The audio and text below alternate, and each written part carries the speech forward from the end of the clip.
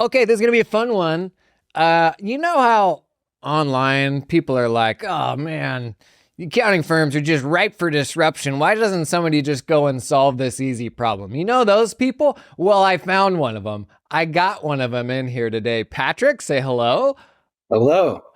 Okay, we're talking with Patrick Dixer. You may have seen him on Twitter and all of that. He's acquired several firms as a non-accountant, but Mhm. specifically relevant to this crowd is how do you build an accounting firm when you don't have the expertise, right? Because like we all came from it from being like the biggest brain expert on this stuff. How do we work backwards on that? Let's talk about it. Come on in. It's Jason Daly.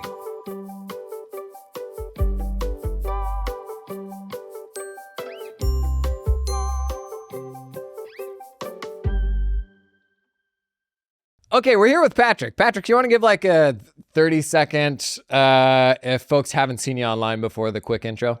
Sure, Jason. It's good to see you. Thanks for having me.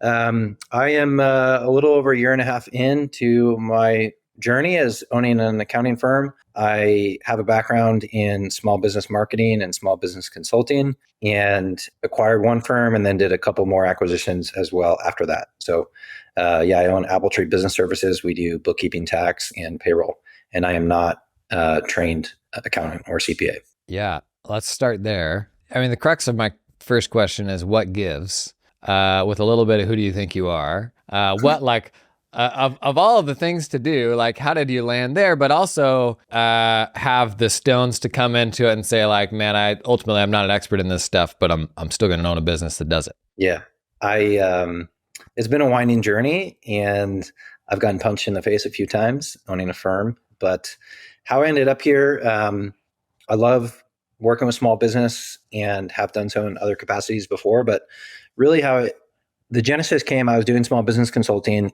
and coaching, and all these new clients would come in and they'd have terrible bookkeeping. And Yep. we were trying to do like pricing analysis, forecasting, growth planning, help them improve their business and go to market strategies. And we couldn't really do that because we didn't have data or visibility on their financials. And then we are always referring them out to bookkeeping. And when they had solid bookkeeping, it was like transformational. And I kept referring it out and then hearing about people that buy businesses. And I started to explore buying an accounting firm. And the more I looked at it, the more excited I got. I thought it matched my background and skill set well. It's much needed. And I think it can be a solid business to own. So that's what led me down the path. And then at the end of 2021, I closed on the first firm.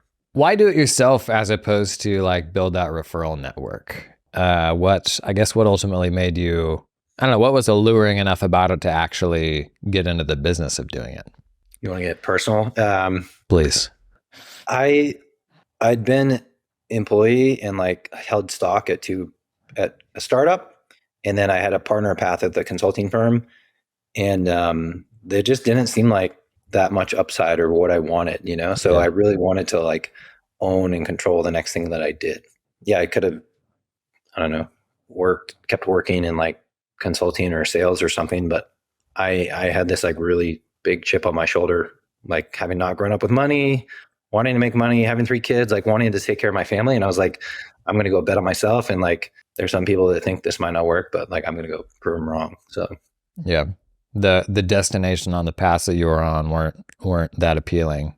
yeah, I mean, I had a good run, but it just didn't seem like I had that much to show for it after I had like worked my tail off for that long. Yeah. For context for listeners, I know you've acquired a few practices. How big is the team now? Just kind of in general. I know you're doing both accounting and tax. Like, what does the business look like today? Yeah, the first one I acquired was doing about 1.2 million in revenue and like 12 team members. This year we're going to do like 3.3 million maybe. We're 25-ish team members, maybe 26. Did that 3.3 come from the original 1.2, or were there other ones that you folded in the Yeah, so process did a too? couple other smaller acquisitions. I'd say of that revenue this year, like, sorry, doing some quick math, maybe like 1.8 of that was from the acquisitions. The rest has been organic growth. Cool. Super cool. What got them from A to B? Like, what is the growth drivers? Is it legacy fees that you're updating? Is it like doing more? Is it a different service line? Retaining in most of the acquisitions, like retaining well, raising fees a bit.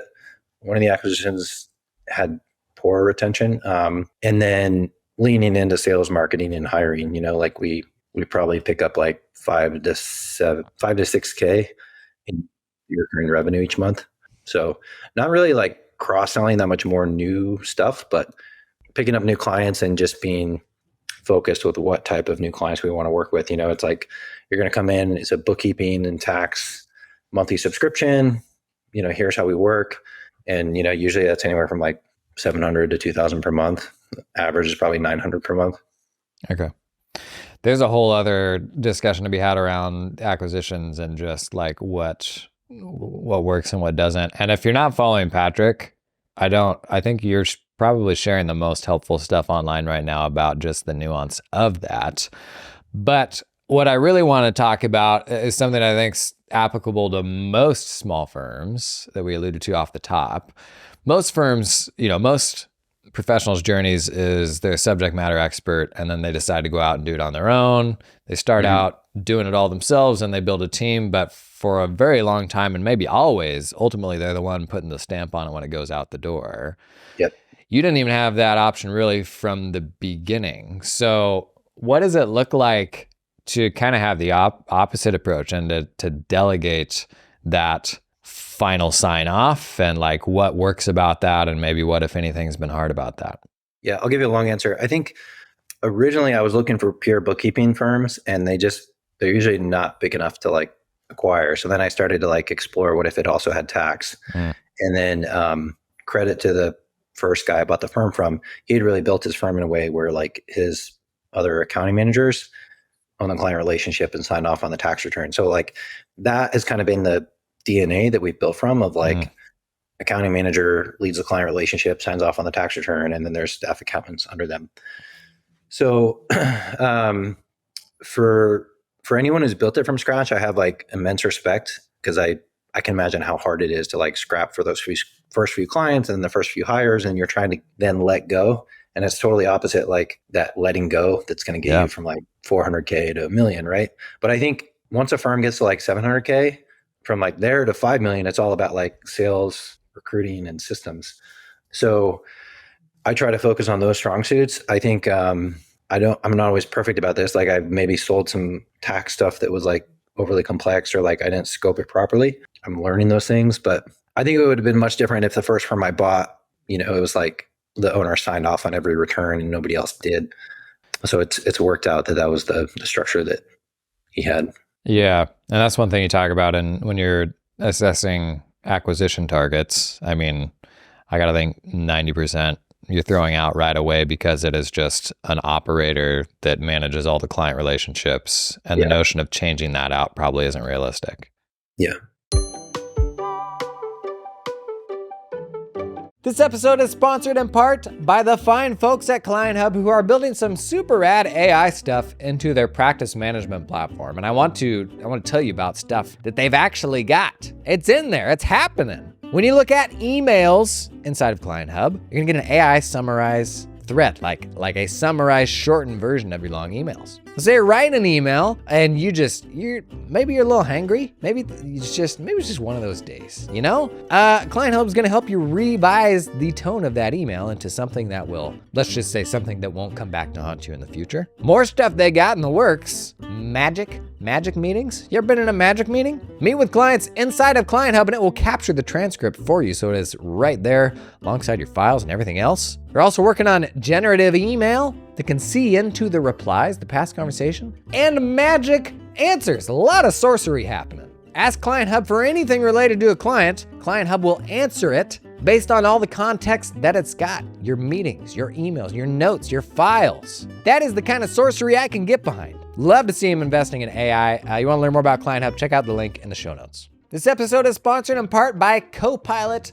Is your client portal just a portal, or is it a platform? Difference with a platform, think of something like QuickBooks. You can plug a bunch of other stuff into it, right? Like it's like, we got this thing, it's pretty cool, it can do some stuff, but we're also perfectly happy to let you build more stuff on it, to let developers build other stuff on it. That's the difference in Copilot's approach. They want to create just that candy coating around your firm, just the layer that talks with your clients, not all the other stuff, just the frosting on the cake they're going to handle that part in a way that will be flexible long term and ensure that your clients have not only the very best, most seamless experience possible, but also like they have all of that stuff in one place. You don't have this fragmented experience where they're having to like log into this and magic link into that and go all these different places, right? Like nobody likes that. It kind of makes your firm look silly when their clients are like, why can you not just have everything in one place? Like my utility provider and the library. And you're like, it's complicated, okay? Well, Copilot's taking a kind of a different approach and holding themselves out as a portal platform. You got APIs, you can actually develop your own stuff on top of that platform if you want to. It's interesting, and they got a whole bunch of accounting firms running on it now too. If your firm's missing that candy coating, learn more about Copilot. There's a link in the show notes. What is I'm curious, and this is getting real inside baseball. So you do CAS and tax. Mm-hmm. And we did that org chart episode recently. And I think something a lot of folks struggle with is ultimately, what is the ultimate org chart, if that's a thing that even exists? But also, is it realistic to expect a single human being to be the point of contact for accounting, for tax, for managing the relationship? Some folks go the path of having your accounting manager and that's separate from your tax manager. And for a while there, it seemed like it was popular to have a relationship manager because adding yet another person was, somehow going to be the solution to that. Right. How have you navigated that relationship management across all those things? Your episode on the org chart, I think, was timely because I was thinking about this discussion. And I think if you were building a firm from scratch, somewhere between 20 to 40 employees, you're probably thinking about like an operations director or like a head of people or a recruiting manager or a salesperson, right? Like I feel like I pivot between those things, So like, mm-hmm. I know it seems like this really weird foreign thing for like the owner to be not a CPA, but yeah. I think if you were to just keep going down that path, like you had talked about, and the other guy, I'm blanking on his first name. You talked about like we had this rock star office manager that like elevated herself, or like he ended up having sales team from the start. So I just kind of short circuited that org chart.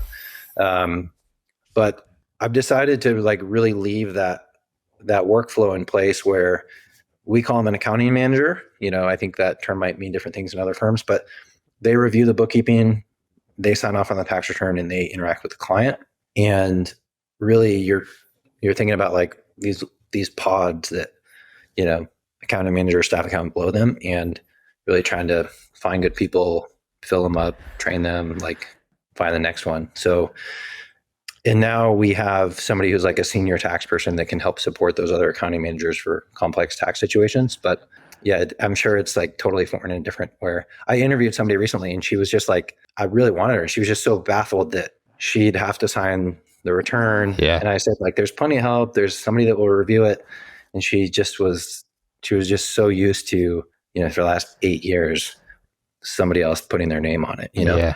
Yeah. That's so, and those people are unicorns, the ones who you can trust to do the accounting well and the tax well and manage a relationship and all that stuff. How do you support those people? Because obviously they don't grow on trees. You talked about a tax manager. That's to me, almost like a roving, like you have a technical thing that will help you with that. And so from that standpoint, how do you support them? But also, what does their underlying team look like? I have to imagine they've got like, bookkeepers and tax prep type folks supporting them as well.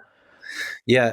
We were talking about this before the call a little bit, but that accounting manager usually has to be 3 things. Yeah. And sometimes they don't come in with all 3. Like they need to understand bookkeeping and be able to review it. They need to be good at tax and, business tax returns.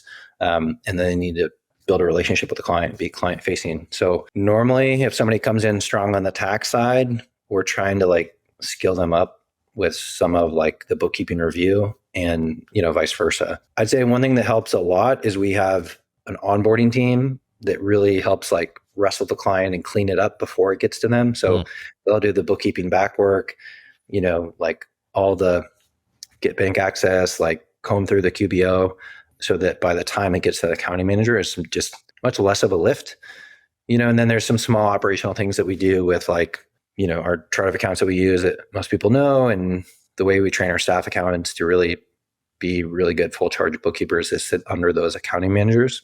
And then part of it is like, what do you let in the front door, making sure that they're clients who appreciate what you do. They're responsive, and their tax situations or industries that we're familiar with. But it's not perfect, like transparently, like we've churned like 4 of those accounting managers in the last year, where they decided it wasn't for them, or we let them go because they weren't able to get up to speed. So it's a hard thing. But this model that I'm following, there's like a peer group that I'm in, and a lot of people follow that same model. So I'm like, I don't want to reinvent the wheel here if it's working for all these other firms. But yeah, and it's not too dissimilar to even just the traditional approach. I think the only difference is you'd have a partner over a pod like that, and ultimately the partner's signing that stuff. I know you shared you had the one person you chatted with where that just felt too foreign for them. Has there been any other complication around that, or did these people not know anything different? That's just kind of how they developed within your team, or any other, I guess, complications around asking that person to kind of be the one to sign off on that stuff? I think for everyone else, it's a little bit of a leap. So what we're trying to explain is that there's plenty of help to help review it, and we're controlling the bookkeeping so you can be confident that it's done well. And then when a new manager comes in, we're trying to give them some existing clients, so we have like prior year returns that we did. Otherwise, it's still just like, it's still something that's new to a lot of the people that we're hiring for that role. Yeah. So most accountants are not engaging on social media still, and it's something that obviously that you do. You talk about firm running and bookkeeping and all that with non-accountants, and are generally pretty transparent about your journey. I'm curious, what value is there to you and kind of that transparency, like that sort of build in public mantra of being willing to share that stuff when the vast majority of people just don't? I didn't have a grand plan. It's like I kind of got more active on Twitter a few years ago as I was looking for businesses to buy, and then just sharing the journey. And then I'd get inbound leads, and people would say like, hey, can you help me with my accounting? And it really surprised me just how much business was coming from that. So part of it is like to generate new business, and then just to be transparent with how hard this is, and like try to teach other people. So I think, for somebody running a firm, like it can be a great tool to like connect with clients, have new potential clients find you, help with recruiting. I also just think it helps sharpen your brain if you have to like distill down what you're working on. And I love the community of like other people that I've connected with and, share pointers with. It's funny because like, I feel like when I first saw tax recruiters, like everyone in there like needs a therapist. Like most of the tax recruiters just like complains about their clients. Yeah. And I've like slipped into that from time to time of like, like, I can't believe this client did that. Yeah. And then one of these clients was like, is that me? Are you referring to me? And so I feel like I'm kind of walking this fine line of like sharing in public, and then, there's some potential clients or clients that see it, Does that cause you to filter at all, you think, when you post? Recently it did. Yeah. So you were talking about pricing, and somebody was like, I was like, we do a QuickBooks Desktop to migration for free. And these other people were like, we charge $5,000. And this client like saw it, and he's like, that just felt weird. He's like, it just felt like you all were competing with like how much you can charge, or like how would the client for. And I was like, yeah, I don't know what else to tell you. Like, it's a just discussion. Like there's so many different ways to price accounting.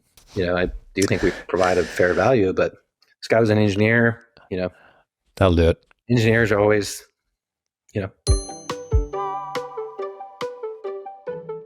This episode is sponsored in part by the fine folks at Cloud Accountant Staffing. Do you hire accountants? Bless your little heart. Not the best part of the job, in my opinion. Not something I ever enjoyed. Well, listen, you can build your accounting dream team with talented offshore accountants in the Philippines that work 100% full-time for your firm. Their accountants aren't freelancing or contracting for multiple firms. They're all yours. They work exclusively for you and are incentivized to stay with you and your team long-term. They're not going to get swiped. Cloud Accountant Staffing is 100% dedicated to the accounting industry and founded by a former accounting firm owner that understands your business, knows your pain points. They had to hire some accountants, and they said, you know what? We're going to build our own pipeline in the Philippines. Going to pull in some super talented people, and then open that up to other firms. Basically, that's the story. We've been talking a lot about staffing, building more resilient staffing pipelines for your firms. I had staff in the Philippines, totally red pilled me to oh geez, we need to globalize the way that we get our work done. Check these folks out. Link in the show description, cloudaccountantstaffing.com. Yeah, and you're interesting in that you're talking to normies, but also talking with accountants at the same time, as opposed to Mitchell Baldridge, who is generally just engaging with, sweaty Twitter, not the accounting side so much. Yeah. So I imagine you've probably got more crossover there than most folks do. And the community I feel like I'm trying to speak to most of the time is SMB Twitter, who's people that are running small businesses or trying to buy small businesses, whether it's plumbing, marketing agencies, they're trying to buy other industries. So I feel like more often than not, that's who I'm trying to talk to. And then there's occasionally crossover with tax Twitter. And then me just hammering your DMs about helping people acquire accounting firms. Yeah. Yeah. Okay. So it's just me and you here and just a bunch of accountants listening. What is your best inside baseball thing that you've just gotten spectacularly wrong? Or what is just the horror story that only fellow accountants will understand? Or maybe even the thing that management, change management is just it's so hard. It's that just drives me nuts. But I know it has to happen. That'd be probably the biggest thing that's been a surprise, is just how hard it is to some of these migrations that we needed to make with our practice management software or our payroll software were probably overdue, and as much as I try to get buy-in and share why we're doing it, I still get a lot of resistance sometimes. And even if they understand that it needs to happen, it's one more thing that they have to help with, which I can empathize with. They're like, I gotta do all my normal job and answer all these questions from the client who went from desktop to QBO and wants to complain about how they invoice every single time that we talk to them, Yeah. So that I think is, I don't know, the inside baseball, and just I think how hard this can be with some of the acquisitions that you make. I think the bar is so low in marketing. That's one thing I've been surprised by. If you don't have 10 Google reviews, go get 10 Google reviews, and most people in your town probably don't, or just reply back to leads and you're ahead of 2/3 of the competition. Yeah. So those are the things that jump out at me as inside baseball that hopefully, Yeah. No, I mean, the bulk of the people that listen to this are pretty progressive, and I have to imagine are crashing into that on a daily basis too. I don't know, any nuggets of wisdom there, or balancing how fast you move and the risk of leaving people on your team in the dust, and whether that's okay or whether that's even just a cost of change management.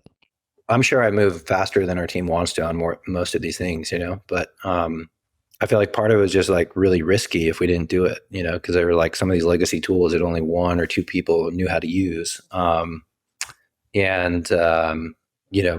For better or worse, because I'm not as in the day to day, I'm willing to go push these things forward. But usually after the fact, they're oh, that was a good change. I'm glad we did that now that it's behind them, So I think the other thing that I still see even some of these modern firms do is just they feel understaffed to me. I hear about some of these people where it's them and one other tax pro and 2 or 3 staff, and they're debating the next hire. It's hire 2, hire 3. I'm sure you have the cash and the demand is there if you hire. So I don't know. That's one thing that I frankly challenge most of tax Twitter on is don't hesitate to go hire more people, because it takes time to ramp them up and get them used to your systems, and you don't know if they're going to work, and being understaffed is really dangerous, Yeah, I mean, I think you've got that entrepreneurial bug for sure, and the whiplash of the team, that's kind of all the hallmarks of that personality type. Do you have that integrator type person in your business, or do you have to straddle both of those roles? I do have a person and I straddle it. So I feel like I'm not the most hard charging visionary. I know a lot of other people that might have hit the gas even harder. So I have one of the best moves I made was bringing somebody in that just handles onboarding. She's like my right-hand person because that's such a bottleneck in the firm. And then she helps train the other staff accountants. And our new managers that come in, like they learn a lot from her as they're working with new clients. So she's kind of like my integrator. And then the previous owner of the first firm, he's kind of like the backup on tech and like tax review. So without those two, like none of this like fast growth could ever be possible. But those are the people that really kind of help me be a backstop on some of these changes that we're making. What are you most excited about? Like anything you stumbled into that you're excited to double down on, either from an operational standpoint or sales or staffing or anything? I mean, this doesn't sound sexy, but like just seeing how far we've come of like trying to get a little bit better every quarter and every month. Like now I look at it and it's like, okay, we've got all these workflows built out. Like we've made some really good tweaks for this coming tax season. A lot of our new clients are like just more tech savvy, more responsive. So when I look back at like all the stuff that we've done, I feel like we've got some really good momentum and I'm proud of what we've done. There's also been some dark days though. Like I feel like, and you've shared like that person leaves and you're like, oh my gosh, like I feel so hosed right now. Like it's probably easier to see like in hindsight, like that larger kind of arc, right? But like there's for sure you have those days. Yes. Yeah. I'd have those like once a week, you know. That's Tuesday. Like our practice management tool was like, hey, we're changing like our payment processor. So we're like going through that. And I was like, what if this doesn't work? And like all this, like we normally bill most of our clients on the 10th, like we pull an ACH. I was like, what if there's a hiccup? Jeez. And we don't get all that cash? Like, or the past 2 tax seasons, we've had people quit, mid-February. Yeah. And that's always just like, or we had like a string of people that didn't work. And so this client's like getting passed to their third accounting manager. And I'm just like, what are we doing here? Or one of the acquisitions like has not gone great on the retention side, So I've definitely had like those dark days, really stressful times. I don't know. I knew I was signing up for that. Yeah. Part of the game. Well, cool. Thanks for doing this. Where do people find you online? On the internet. I'm fairly active on Twitter. You can find me on LinkedIn, whatever. Go to our website. So Patrick, last name is Dichter, Dichter. Would love to chat, connect with people. I'm also in Realize. So if you're a Realize member, happy to connect there as well. Cool. Thank you very much for doing this, Patrick. Thanks for having me. All right. See you. Bye.